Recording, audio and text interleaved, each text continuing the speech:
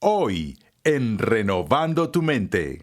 Y así, en un estado de ira, Lutero escribió en un lenguaje claro y conciso 95 tesis de protestas contra la corrupción implicada en la venta de estas indulgencias.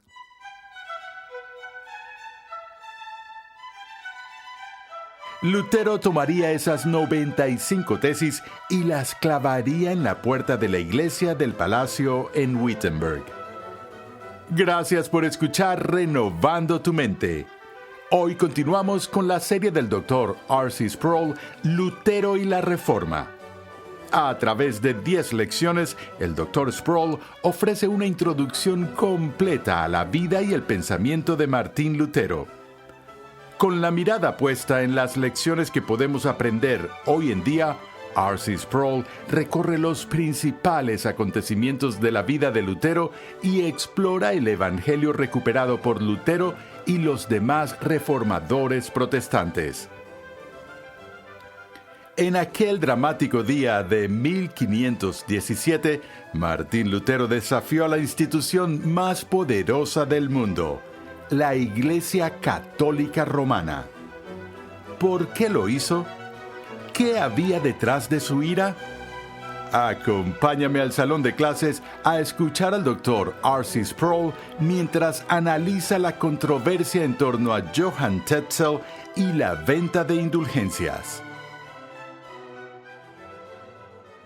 En el año 1517, después de que el Papa León X había autorizado la venta de indulgencias en los territorios católicos romanos y había llegado a un acuerdo con el príncipe Alberto de Brandeburgo para poder tener derechos exclusivos sobre los ingresos de la venta de indulgencias en Alemania, excepto en aquellas áreas donde era ilegal por ley, áreas que incluían la zona de Sajonia. Bajo la autoridad de Federico el Sabio, la Iglesia no tenía permiso para vender indulgencias en ese territorio en particular. Pero cuando las indulgencias llegaron a Alemania, estaban bajo el liderazgo de un monje dominico llamado Johann Tetzel. Y Tetzel era conocido por sus habilidades creativas de marketing, y la forma en que funcionaba esto era cuando entraban en una ciudad alemana o en una aldea alemana, lo hacían con gran pompa y esplendor. Había una procesión solemne encabezada por una cruz que tenía el símbolo del Papa.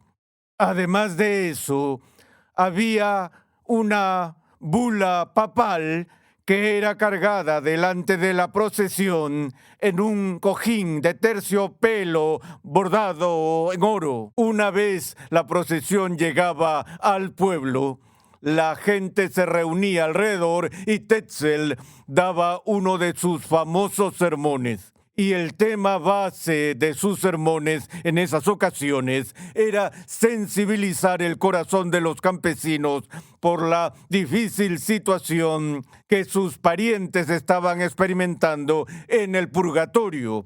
Y les decía algo como esto: escuchan sus gritos, escuchan cómo les suplican hoy que consigan estas indulgencias para reducir su tiempo en el purgatorio. Y luego, por supuesto, la famosa canción que compuso Tetzel, que se traduce del alemán al español, cuando en el cofre una moneda cae, un alma del purgatorio salta. De nuevo, como dije, Tetzel no pudo cruzar la línea territorial hacia Sajonia, pero muchos de los campesinos de la región de Wittenberg hicieron el corto viaje hacia el territorio aledaño y aprovecharon esa posibilidad de comprar indulgencias para sus familiares fallecidos. Esta acción específica fue la que enfureció a Martín Lutero cuando era profesor de teología y estudios bíblicos en la Universidad de Wittenberg. Y así, en un estado de ira, Lutero escribió en un lenguaje claro y conciso 95 tesis de protestas contra la corrupción implicada en la venta de estas indulgencias. Lo que más le molestaba era la forma en que eran comunicadas por Tetzel, el monje dominico, y pensó que Tetzel estaba yendo más allá de lo que realmente estaba autorizado por la Iglesia en el caso de la distribución de las indulgencias. De hecho, el príncipe Alberto había dejado muy claro que el valor de las indulgencias dependía de un verdadero espíritu de contrición de los compradores. Pero todo eso quedó oscurecido con las tácticas de mercadeo de Tetzel. Así que en un inicio, la protesta de Lutero no fue contra Roma en sí, sino contra este agente de la Iglesia de quien Lutero estaba convencido que estaba representando mal a la Iglesia. Pero al mismo tiempo había elementos implícitos en todo el proceso sobre los cuales Lutero planteó serias preguntas, por lo que escribió estas 95 tesis en latín, que era el idioma de los estudiosos, no del pueblo. En la víspera del Día de Todos los Santos, que sería el día de Halloween, víspera de Todos los Santos, alrededor del mediodía, Lutero caminaba por las calles de Wittenberg acompañado por su amigo Agrícola y llegó a la iglesia del palacio y allí colocó las 95 tesis en la puerta de la iglesia en Wittenberg. A primera vista, eso pareciera sugerir que Lutero estaba envuelto en algún tipo de vandalismo o falta de respeto a la iglesia del palacio por clavar algo en la puerta. Pero en realidad la puerta principal de la iglesia del palacio servía como un mural de anuncios para la universidad. Y lo que Lutero pedía en esas 95 tesis preparadas en latín era que la facultad de la universidad, a puerta cerrada, tuviera una disputa o una discusión teológica sobre los puntos que Lutero había planteado en las tesis. Bueno, ocurrieron un par de cosas que Lutero no esperaba. Lo primero fue que ninguno de los académicos respondió a la invitación. Nadie se presentó a discutir las 95 tesis. Pero algunos estudiantes emprendedores vieron las tesis pegadas en la puerta y ellos podían leer latín y vieron la importancia de lo que Lutero estaba cuestionando. Y sin que Lutero supiera o sin su permiso, hicieron traducir las tesis a la lengua local, al idioma alemán, y aprovechando la reciente invención del señor Gutenberg, fueron capaces de imprimir multitudes de copias, literalmente miles de copias, y se dice que en 2 semanas las 95 tesis podían hallarse en todos los pueblos de Alemania. Y de repente, este deseo privado de una discusión académica con los estudiosos se convirtió ahora en un asunto público del más alto nivel.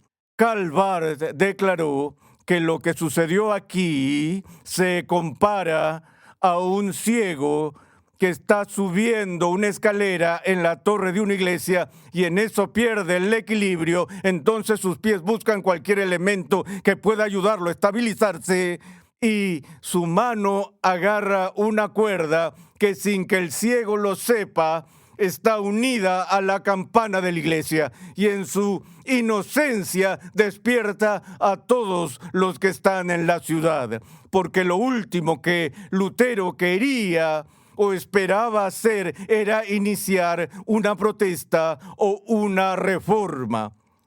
Él quería ver los temas teológicos inherentes al tema de las indulgencias. Ahora, al mismo tiempo que él abordó las tesis y la gente empezó a responderle, Lutero tenía muy en alto a la Iglesia y al papado. A pesar de la desilusión que experimentó en 1510 durante su peregrinación a Roma, a pesar de eso, él quería ser un hijo obediente de la Iglesia. Y así, en medio de toda esta conmoción, escribió una exposición en un lenguaje mucho más calmado de cada una de las tesis y envió varias copias de ella al príncipe Alberto. Bueno, al mismo tiempo, Tetzel envió sus argumentos al príncipe Alberto e hizo todo tipo de quejas contra la interferencia de Lutero en la recaudación de ingresos a través de las indulgencias. Y entonces el príncipe Alberto no se tranquilizó con la amable exposición de Lutero y envió copias de la exposición de las tesis de Lutero a Roma y al Papa en protesta contra Lutero. Ahora, parte de las maquinaciones que estaban sucediendo allí era que había cierta competencia en Alemania entre la orden monástica de los dominicos y la orden monástica de los agustinos. Y Tetzel representaba a los dominicos, Lutero a los agustinos, y entonces todo esto llegó a Roma y fomentaba cada vez más la disensión. Cuando el Papa vio las tesis, su respuesta inicial, según algunos historiadores, fue esta: esto no es más que el trabajo de un monje alemán borracho. Se le pasará por la mañana. Sin embargo, Lutero no lo superó por la mañana y el problema empezó a multiplicarse a medida que más y más personas se vieron atrapadas en la controversia.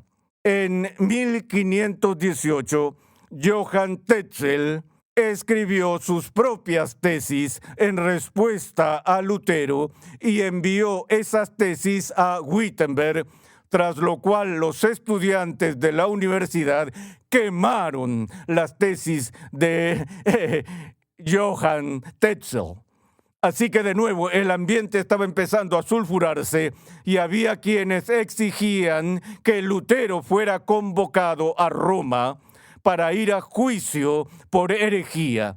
Y el mismo Papa se inclinaba a aceptar esas peticiones y probablemente habría obligado a Lutero a ir a Roma para un juicio por herejía, excepto que Federico el Sabio intercedió en favor de Lutero y consiguió que el Papa anulara la orden de llevar a Lutero a Roma mismo. Y lo que Lutero seguía pidiendo era una disputa teológica en la que fuera capaz de incluir a los representantes de la Iglesia en la discusión y en el debate sobre los temas planteados por las 95 tesis. Una de las ironías de las tesis, si alguna vez las leen, verán que prácticamente no hay nada en ellas sobre la doctrina de la justificación, lo cual más tarde se convirtió en la tormenta de fuego de la Reforma.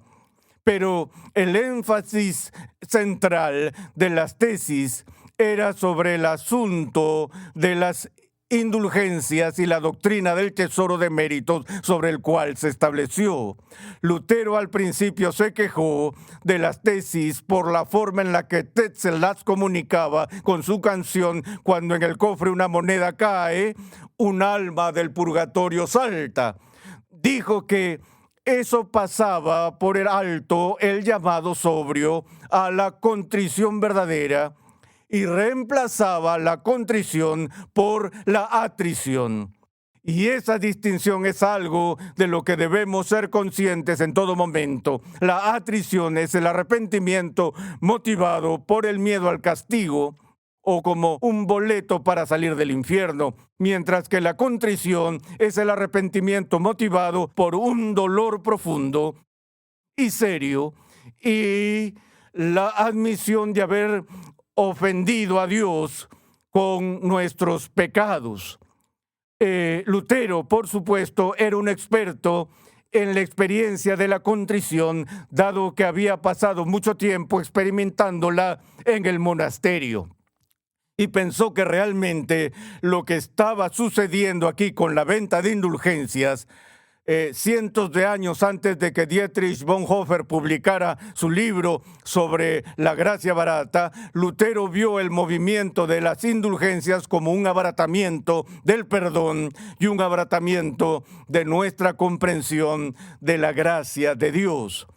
Bueno, lo que pasó en los 2 años siguientes fueron 3 reuniones muy importantes y luego la última reunión decisiva que tuvo lugar en 1521 en la Dieta Imperial de Worms. Pero entre la publicación de sus tesis y la Dieta de Worms en 1521 hubo otras 3 reuniones significativas en las que Lutero estuvo participando. La primera ocurrió en 1518, en abril, en Heidelberg, Alemania.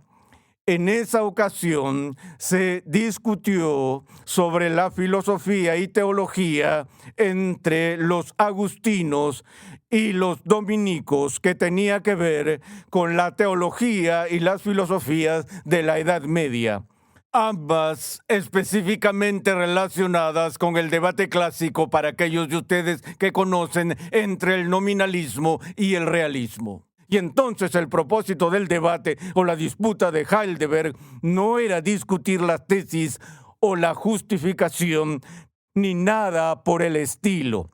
Pero a Lutero se le pidió que fuera a representar a la facultad agustina de Wittenberg con los estudiosos que se reunían allí en la Universidad de Heidelberg. Un par de asuntos ocurrieron en esa ocasión. En la intervención de Lutero para defender a los profesores agustinos de Wittenberg, él presentó algunos de los conceptos más importantes de su propia teología que se estaban desarrollando incluso en esa época inicial, donde hizo una distinción entre lo que se llama la teología crucis y la teología gloriae, es decir, la teología de la cruz o la teología de la gloria. Sentía que la iglesia se había dejado llevar por su propia autoexaltación y su espíritu triunfante, por el cual la iglesia estaba reclamando todos estos maravillosos dones que estaban otorgando a la población. Lutero dijo, no, el evangelio es una teología de la cruz. Y solo cuando comprendemos la cruz es que podemos entender de qué se trata el cristianismo.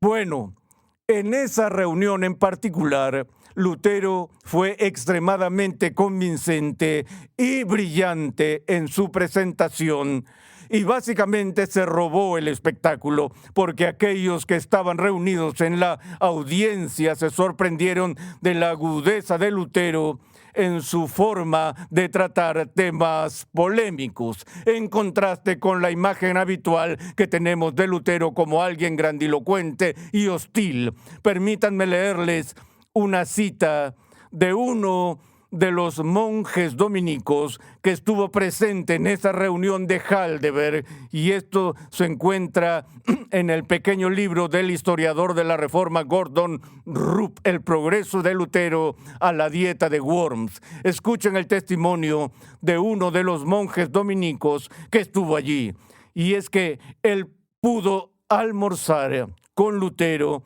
y con su amigo Staupitz de Wittenberg. Y él habló sobre aquellos que estaban en oposición a Lutero y escribió estas palabras: las artimañas de ellos no lograron moverlo ni 1 milímetro. Su dulzura al responder es notable.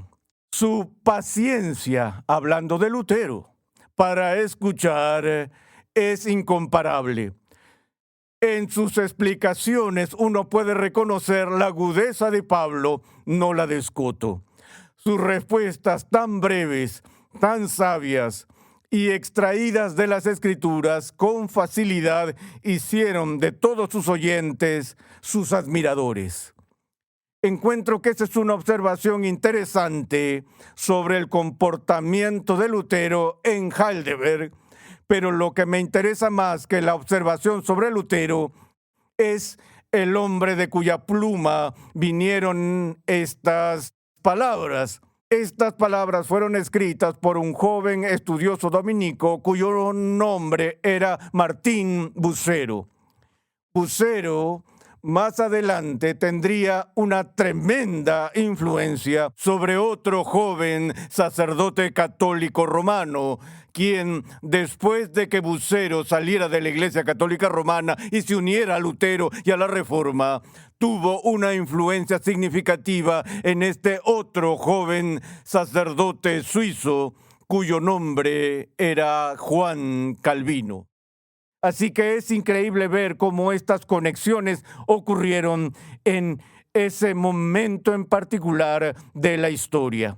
Después del incidente en Heidelberg, al mes siguiente, Johann Tetzel recibió su título de doctor y estaba en la cima, pero no sabía que en 12 meses sería deshonrado por su participación en la controversia de las indulgencias y dentro de ese mismo tiempo encontraría su propia muerte. Bueno, Lutero continuó en contacto con las autoridades en Roma y pidió otra vez tener la oportunidad de debatir públicamente con representantes de Roma para tratar de llegar a un acuerdo y comprensión de los temas que estaban en consideración. Y también, en gran parte, a través de la intercesión de Federico, elector de Sajonia, 2 disputas más autorizadas por la Iglesia Romana estaban programadas o agendadas, una en Augsburgo y la otra en Leipzig. Y en estas reuniones Lutero pudo participar en el debate de la primera reunión con el principal teólogo católico romano del siglo XVI, el cardenal Cayetano, y luego la segunda disputa con el principal teólogo católico romano de Alemania, Johann Eck. Pero veremos estas disputas y cómo nos acercaron al punto crucial de la reforma que tuvo lugar en 1521 en la Dieta de Worms.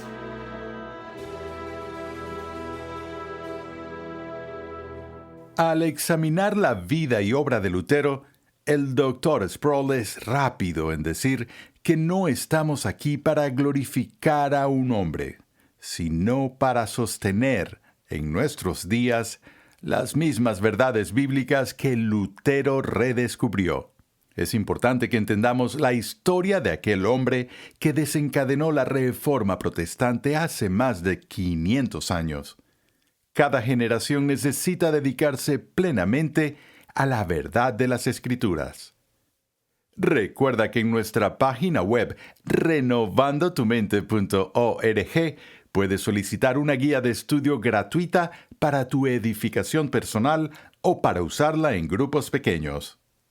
Nos complace anunciar que la nueva traducción y edición al español del clásico libro de R.C. Sproul, La Santidad de Dios, ya está disponible. Este clásico y célebre libro ha ayudado a miles de cristianos a comprender mejor quién es Dios, quiénes son ellos y qué significa estar revestidos de la justicia de Cristo. Para más información visita la página web lasantidaddedios.com hoy mismo. Después de clavar sus 95 tesis, Martín Lutero se encontró en el centro de numerosas disputas con la Iglesia Católica Romana. En el siguiente episodio de Renovando tu Mente, R.C. Sproul describe cómo este conflicto culminó en la famosa defensa de Lutero ante la dieta de Worms. Escucha un avance de nuestro próximo programa. Cayetano se enojó tanto con él y todo se complicó tanto que Lutero apenas pudo escapar de Augsburgo con vida y regresar a Wittenberg.